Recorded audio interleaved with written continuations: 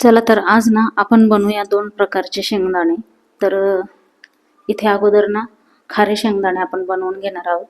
तर त्यासाठी मी इथे पातेल्यात पाणी घेतलेलं आहे, त्यामध्ये थोडंसं मीठ टाकलेलं आहे, एक वाटी भरून शेंगदाणे टाकलेत आणि त्याला एक 5 मिनिटं फक्त आपल्याला उकळी काढायची आहे।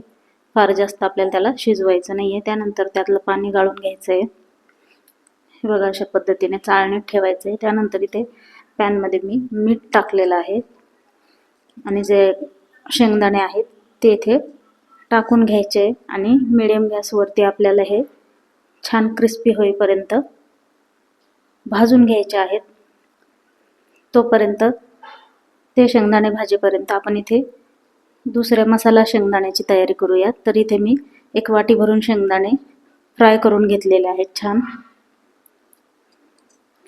त्यानंतर छान फ्राय झाल्यानंतर आपण त्याचा मसाला सुद्धा तयार करून घेणार आहोत। तर इथे बघा खारे शेंगदाणे छान भाजून झाले होते, तर त्याला एका कुठल्याही कपड्यावरती टाकून घ्यायचं आहे आणि हलकं त्याला असं चोळून घ्यायचं आहे, जेणेकरून त्याचं जे एक्स्ट्राचं जे मीठ असेल ते निघून जाईल आणि मस्तपैकी असे खारे शेंगदाणे आपले तयार होतील। बघा किती छान क्रिस्पी झाले।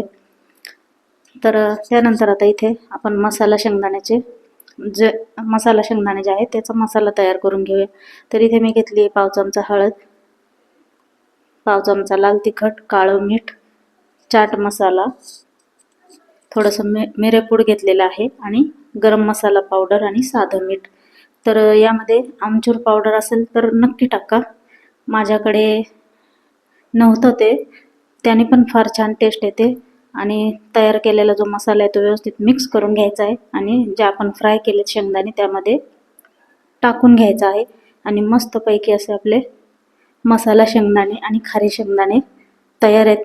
चला तर रेसिपी आवडली असेल तर लाईक, शेअर आणि सबस्क्राईब करायला विसरू नका। भेटूया नवीन व्हिडिओमध्ये।